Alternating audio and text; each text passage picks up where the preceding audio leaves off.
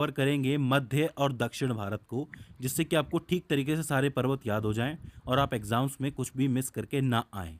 तो ज़्यादा टाइम ना लेते हुए हम शुरू करते हैं। देखिए, मध्य भारत की शुरुआत में सबसे पहले आती है अरावली पर्वत श्रेणी। ये जो अरावली पर्वत श्रेणी है, ये गुजरात से शुरू होती है, राजस्थान से होती हुई जाती है और हरियाणा में जाके खत्म होती है। इस पर्वत श्रेणी की अनुमानित आयु 570 मिलियन वर्ष मानी जाती है। मतलब 570 मिलियन वर्ष पुरानी ये पर्वत श्रृंखला मानी जाती है। मैं आपको बता दूं कि इस पर्वत श्रृंखला का 80% भाग सिर्फ राजस्थान के अंदर ही है। और एक रोचक बात यह है कि जो दिल्ली है, दिल्ली का जो राष्ट्रपति भवन है, उसकी जो जमीन है वो भी अरावली पर्वत श्रृंखला का ही हिस्सा है। उस जगह को वैसे रायशीला या फिर रायसीना पहाड़ी के नाम से जाना जाता है, दोनों नाम हैं इसके, तो आप इसे याद रख सकते हो। अच्छा, अरावली पर्वत श्रेणी की सबसे ऊंची चोटी गुरशिखर मानी जाती है, जिसकी जो ऊंचाई है 1722 मीटर है और वो राजस्थान के अंदर स्थित है। तो ये जितने भी फैक्ट्स हैं, इनसे सवाल बनता है अरावली पर्वत श्रेणी के बारे में। इसके बाद आती है विंध्याचल पर्वत श्रेणी, जो कि मध्य भारत की सबसे प्रमुख श्रेणी है। ये गुजरात से शुरू होती है, मध्य प्रदेश, उत्तर प्रदेश और झारखंड तक जाती है। मतलब झारखंड तक इसका विस्तार हो रखा है। अब यहाँ पे एक कंफ्यूजन पैदा होता है कि यहाँ पे दो इंपॉर्टेंट नाम है, एक है भारनेर की पहाड़ियाँ और एक है कैमूर श्रेणी। अब मैं आपको बता दूं कि जो विंध्याचल है, इसी को भारनेर की पहाड़ी कहा जाता है, लेकिन कहाँ पे? मध्य प्रदेश और उत्तर प्रदेश के कुछ एक हिस्सों के अंदर। वहीं मध्य प्रदेश और उत्तर प्रदेश की जो सीमा है, वहाँ की पहाड़ियों को कैमूर श्रेणी के नाम से जाना जाता है। लेकिन ये सारा का सारा आता किस में है? विंध्याचल के अंदर ही आता है। तो ये चीज़ आपको याद रखनी है, भारनेर की पहाड़ियाँ और कैमूर श्रेणी। ठीक है।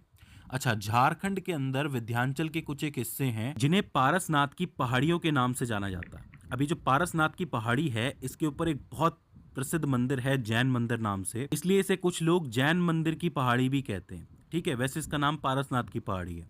अच्छा, इसकी जो ऊंचाई है वो तकरीबन 1365 मीटर है। तो ये चीज़ भी आपको याद रखनी है।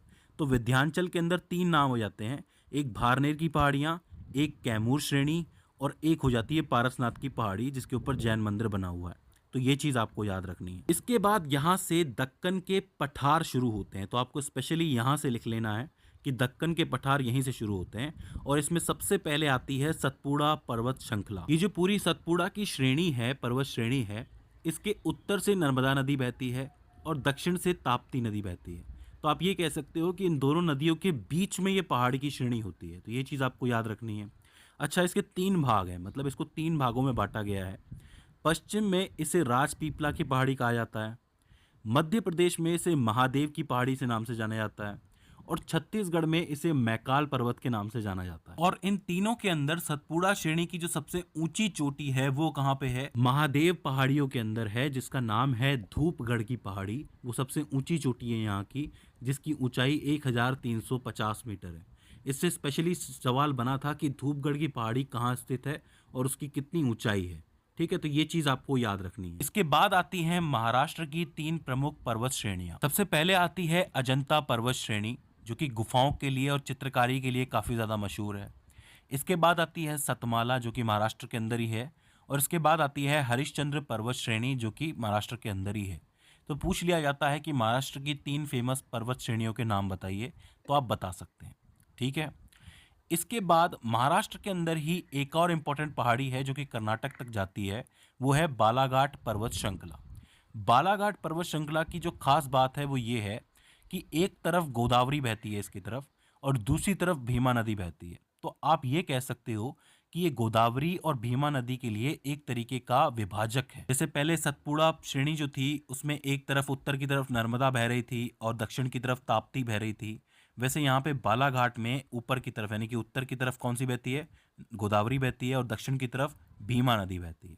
ठीक है। इसके बाद आते हैं दक्षिण भारत के कुछ एक राज्य जिनकी बहुत ही फेमस पहाड़ियां हैं, इनका नाम आपको याद रखना है। सबसे पहले आती है नल्ला मलाई की पहाड़ी, जो कि पूर्वी तट की एक पहाड़ी है, जो कि आपके आंध्र प्रदेश की कृष्णा नदी के पास मौजूद है। देखिए, यहाँ से कृष्णा बहती है और ये पूर्वी तट है, हमारे देश का पूर्वी तट है, तो इसे पूर्वी तट की पहाड़ी भी कहा जाता है। कौन सी है? नल्ला मलाई की पहाड़ी। इसके बाद इसी के नीचे आती है जावदी पहाड़ी, ये भी आपकी पूर्वी तट की पहाड़ी है। ये कहाँ पे है? तमिलनाडु राज्य के उत्तर में स्थित पहाड़ी है ये। तो ये दोनों एक साथ आप याद रख सकते हो। इसके बाद केंद्र में यहाँ पर एक और पहाड़ी आती है जिसको हम नीलगिरी पहाड़ी कहते हैं। इसका नाम आपने बहुत बार सुना होगा, काफ़ी फेमस पहाड़ी है। इसको पहाड़ियों की रानी कहा जाता है, नीलगिरी पहाड़ी, तो आपको याद रखनी है। ये कहाँ पे स्थित है? केरल, तमिलनाडु और कर्नाटक में फैली हुई पहाड़ी है। इसको केंद्रीय पहाड़ी भी कह सकते हो आप। अच्छा, नीलगिरी की जो पहाड़ियाँ हैं उसमें एक बहुत ही मशहूर चोटी है जिसका नाम है डोडा बेट्टा। अब इसको आपको ज़रूर याद रखना है, ये नाम आपने सुना भी होगा कई बार, कि डोडा बेट्टा की जो चोटी है वो दक्षिण भारत की दूसरी सबसे ऊंची चोटी है, जिसकी ऊंचाई है तकरीबन 2637 मीटर के आसपास। ये जो डोडा बेट्टा पहाड़ी है और इसके आसपास का एरिया है, यहीं पे टोडा जनजाति के लोग भी निवास करते हैं। इसके बाद आती है अन्नामलाई पहाड़ियाँ, जो कि केरल और तमिलनाडु की सीमा पर स्थित है, और इनकी जो सबसे ऊंची चोटी है वो है अन्नामुदी। अन्नामुदी बहुत इंपॉर्टेंट नाम है, ये सबसे ऊंची पहाड़ी मानी जाती है इसके लिए, और उसकी ऊंचाई है 2695 मीटर। तो एक चीज़ समझ लो कि डोडा बेट्टा जो है वो 2637 मीटर थी, और ये जो आपकी अन्नामुदी है ये 2695 मीटर है। तो सबसे बड़ी कौन सी हो गई दक्षिण भारत में? अन्नामुदी हो गई। और दूसरे नंबर पे कौन सी आई? ये आपकी डोडा बेट्टा आई। तो इस चीज़ को आपको याद रखना है। इसके बाद आती है भारत की सबसे दक्षिणी पहाड़ी या फिर सबसे अंतिम पहाड़ी कही जाने वाली कार्डमम पहाड़ी। अब अगर आप लोग इंग्लिश जानते हैं तो आपको पता होगा कि कार्डमम का मतलब होता है इलायची। इलायची को इंग्लिश में कार्डमम कहते हैं। वो इसलिए क्योंकि ये जो पहाड़ी है ये केरल और तमिलनाडु में फैली हुई है, और इन पहाड़ियों पे किसकी खेती होती है? इलायची की खेती होती है। इसलिए इस पहाड़ी को इलायची पहाड़ी कहा जाता है, अंग्रेजी में बोले तो कार्डमम पहाड़ी। तो ये चीज़ आपको याद रखनी है। तो आखिर में इलायची पहाड़ी हो जाती है। इसके अलावा दो और पहाड़ियाँ हैं, एक है अंडमान निकोबार में। पूछ लिया जाता है कि अंडमान निकोबार की सबसे ऊंची चोटी कौन सी है, तो आपको लिखना है सैंडल पीक। और लक्षद्वीप की सबसे ऊंची चोटी कौन सी है, तो आप लिखोगे नारचो। ठीक है। तो दोस्तों ये हो जाती हैं आपकी मध्य भारत और दक्षिण भारत की कुछ एक प्रमुख पहाड़ियाँ। आई होप आपको समझ में आ गई होंगी। अगर इसके बाद भी इसके अंदर आपको कोई दिक्कत आती है, कोई क्वेरी आती है, तो आप हमें कमेंट सेक्शन में बता सकते हैं।